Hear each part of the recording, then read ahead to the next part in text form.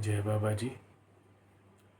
आज हम बात करेंगे चक्रास के बारे में कि चक्रा और ऊर्जा वो हमारे शरीर में किस तरीके से काम करती है।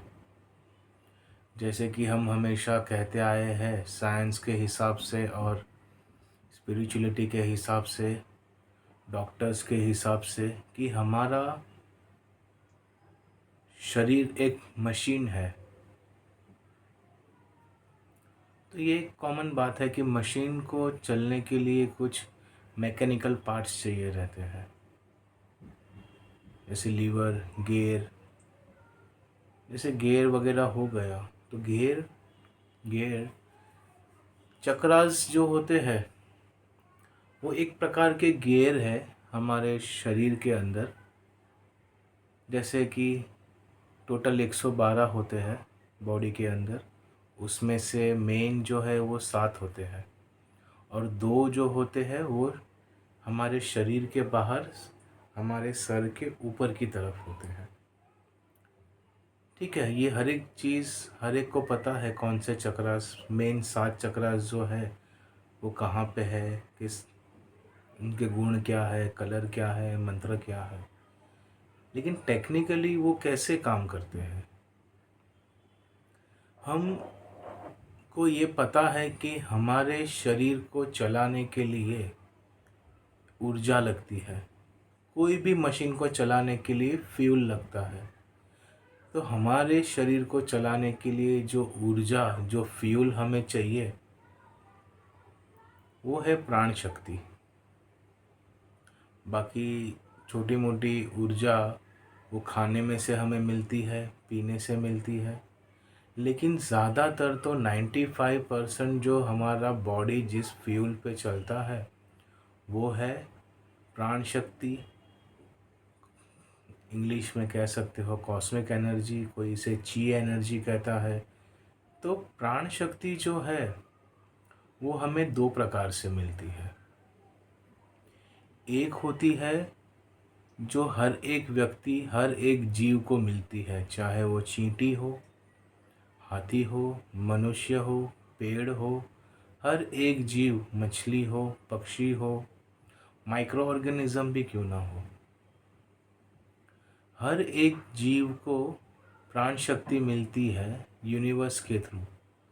वो शक्ति जो है वो हमारे सहस्रार, यहाँ पे हमारा एंटीना जो होता है वहाँ से हमारे भीतर प्रवेश करती है और श्वास के द्वारा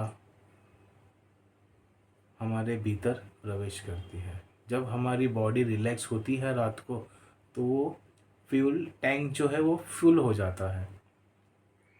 और दूसरे प्रकार की ऊर्जा जो है वो हमें मेडिटेशन के टाइम पे मिलती है। जब हम ध्यान करते हैं तो हमारे यहाँ जो ये मेड्यूला है, खड्डा पीछे,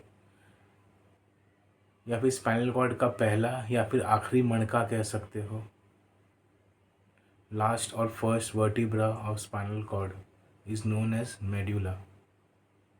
तो वो जो मेड्यूला है वहाँ पे मेडिटेशन के टाइम पर वहाँ से ऊर्जा हमें मिलती है।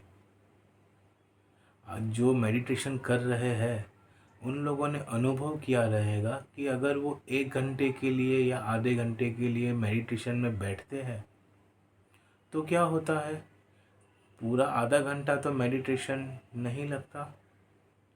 समझो पहले विचार क्लियर में जाएंगे, फिर मन शांत होगा, फिर धीरे धीरे करके 30 से 1 मिनट तक प्योर फॉर्म ऑफ मेडिटेशन होता है। हाँ, समाधि में जाएंगे तो एक अलग प्रकार का हो जाता है, लेकिन जो एक नॉर्मल मेडिटेशन करते हैं उसमें हार्डली, लेकिन उसके अंदर जो 30 सेकंड है, 5 सेकंड है, 1 मिनट है, उसके भीतर जो ऊर्जा उतरती है वो प्योर फॉर्म ऑफ प्राण शक्ति, कॉस्मिक एनर्जी या फिर ची एनर्जी कह सकते हो। क्योंकि आपकी बॉडी जो 8 घंटा नींद निकालने के बाद जो फ्रेश होती है, वही ऊर्जा, तो वही कार्य 30 सेकंड की ऊर्जा में हो जाता है। तो सोचिए मेडिटेशन के टाइम पे कितनी प्योर फॉर्म ऑफ ऊर्जा हमारे भीतर उतरती है। तो ये जो ऊर्जा उतरती है वो स्टोर कहाँ होती है? हमारे चक्रास के अंदर। सबसे बड़ा होता है हार्ट चक्र। फिर दो चीज़ काफ़ी ज़रूरी होती है एनर्जी के अंदर, ट्रांसफ़र और ट्रांसफॉर्मेशन। क्योंकि energy can't be created, can't be destroyed. तो वो एक से दूसरे में ट्रांसफॉर्म होती है।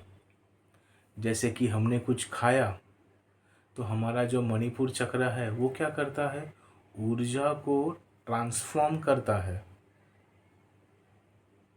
उसकी जो अग्नि का गुण है, उसका तत्व जो अग्नि है, अग्नि एक टेम्परेचर पर वो फूड को डाइजेस्ट करके उसे उस फूड की ऊर्जा को मिनरल्स में कहो या किसी और में कहो, उसमें वो ट्रांसफॉर्म करती है।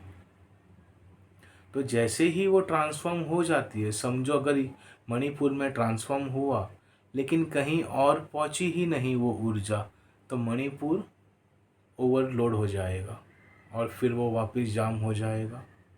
तो वैसे ही ट्रांसफॉर्म करके ट्रांसफ़र करना भी बहुत ज़रूरी होता है।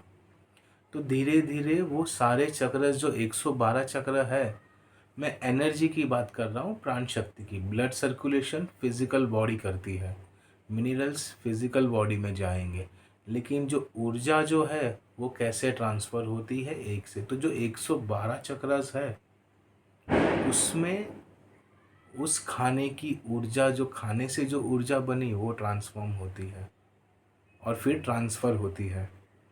तो वैसे ही जब हम मेडुला से जब हमारे भीतर जो ऊर्जा आती है उसे हमें किस तरीके से बैलेंस करके हर एक पहले के जो 7 चक्र है, मूलाधार से लेके सहस्रार तलक मेन जो 7 चक्र बताए गए हैं, उसे किस तरीके से बैलेंस होने चाहिए। क्योंकि पहले 7 ही नहीं बैलेंस होंगे तो फिर वो आगे डिस्ट्रीब्यूट कैसे करेंगे।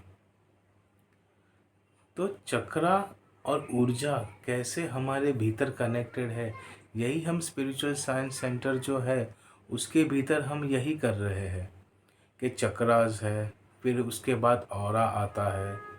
वही सारी चीज़ें जो ऑरा, जैसे चक्रास अगर बैलेंस है, चक्रा के जो कलर्स है विबग्योर, रेनबो के जो कलर्स होते हैं उससे आपका ऑरा बनता है। यही सारी चीज़ें हम टेक्निकली साइंटिफिकली समझाते हैं और एक्सपेरिमेंट भी कराते हैं। यही चीज़ों को समझना है। और अगर चक्रास बैलेंस हो गए मतलब आपके इमोशंस बैलेंस हो गए, आपका ऑरा बैलेंस हो गया, आपका प्रभाव दूसरों पर पड़ने लगे, आपके काम इजीली होने लगे, चाहे फिर वो धरती पर हो, किसी व्यक्ति से हो, या फिर 4 डायमेंशन में जो हम जो एनर्जी भेजते हैं उनसे हो, या फिर यूनिवर्स के अंदर मैनिफेस्टेशन हो, ये सारी चीज़ें कहीं ना कहीं चक्रास के द्वारा होता है। तो हम यही सिखाते हैं और हम यही करते हैं। जय बाबा जी।